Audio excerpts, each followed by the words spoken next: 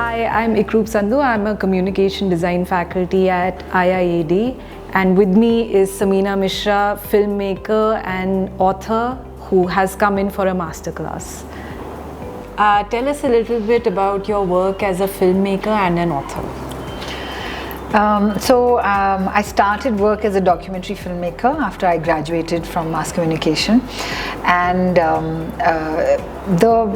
what I think excites me and attracted me towards the documentary is the place of the everyday, and sort of drawing from the everyday to make sense of the world and of bigger ideas and of one's own place in the world.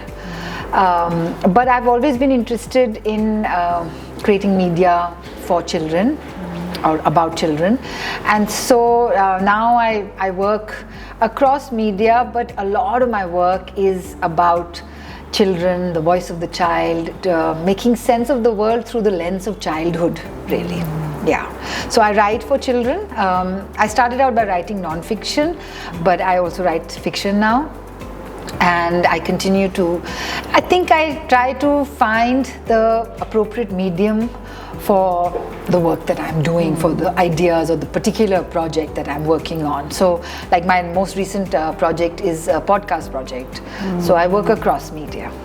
You have a deep interest in media for children. What draws you to that? I think children, we place the burden of the future on children, no? But I think that it is important that in some ways that is inescapable, because they are going to inherit the future. But I think even as we do that, it is important that we make place for their voice in the present, and that we allow their perspectives to actually feed into our understandings of the present and of the world and of the challenges that we are facing in the world, because they are a big part of it, and they should actually be included in the conversations about these things. So I think that at one level, that is what sort of pulls me to it, but also because I think art is really about being and becoming. And children embody that, no? So to be able to make place for children to be, to express themselves, but also to find a way to become something that they aspire to or that they discover for themselves. And I think in some ways that is a lifelong thing, that as adults also we are constantly becoming and reshaping and reforming, and those possibilities are there, and art is so closely intertwined with that. So I think that's really what I think drew me to. Why do you think storytelling is important for children? Stories are really how we make sense of the world, and for children those are particularly in those early years, as they are exploring the world, where the world is still limited for them, stories become the windows that can open parts of the world that they may discover much later. So stories are really, the phrase that is one hears quite often, but I think it is so important to remember that they are both windows and mirrors. So it's important for children to find themselves in the story, so that they feel that their presence, their being is acknowledged, and also as windows, so that they can become other things, that they can discover the world for all its rich diversity, that they can imagine a world the way that they would want it to be, and a place for themselves in that. So both writing and filmmaking require storytelling, and how do you approach them? The approach will likely be different, but also similar. Could you talk a little bit about that? So I think any project of art, there is a certain process that is the same for whatever it is that we're doing, which is the fundamental questions of what do I want to say, why do I want to say it, and how do I want to say it.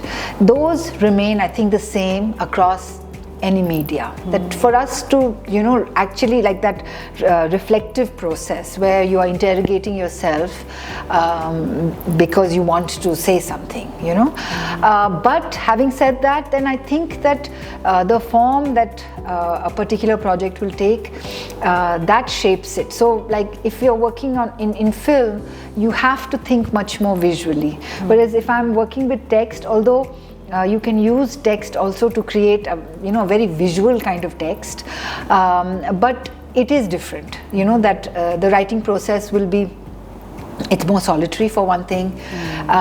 The way that we think about the text, because there are also different kinds of text, different forms even in text, so those then become the things that you grapple with. Whereas in film, then you would think about how do you construct the narrative, whether visual is communicating that narrative without depending on spoken word or text. So what did you think about your masterclass at IIAD?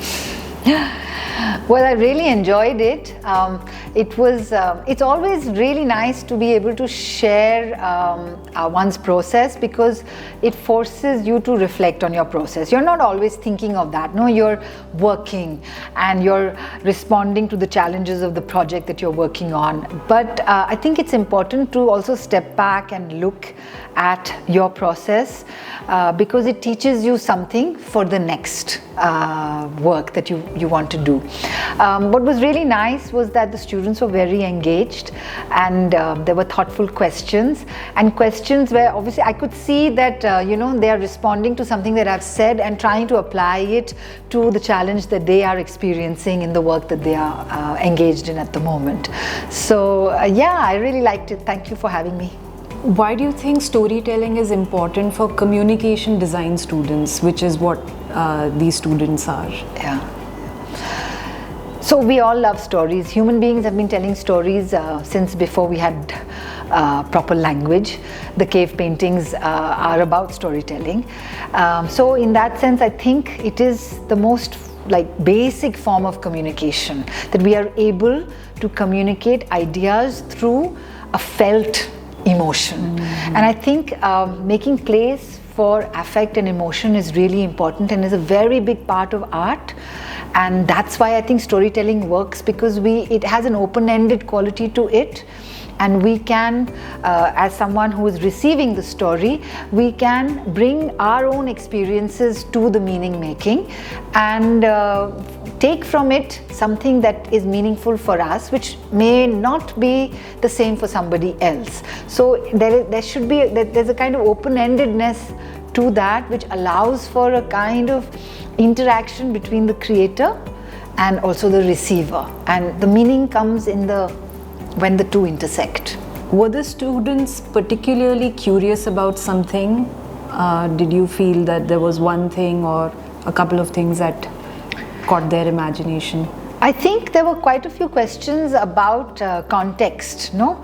I don't know if that is because of what they are grappling with at the moment, or because of what I spoke about, because for me context and everyday life is really a big part of my process and my thinking. But I could see that they are trying to kind of reflect on how context can feed into the particular story that they are creating, So there was a story about set in rural Punjab that someone came and spoke to me about, or a question by somebody who's working on the idea of the alien, encountering an alien. So that alien doesn't necessarily have to be from outer space, but another.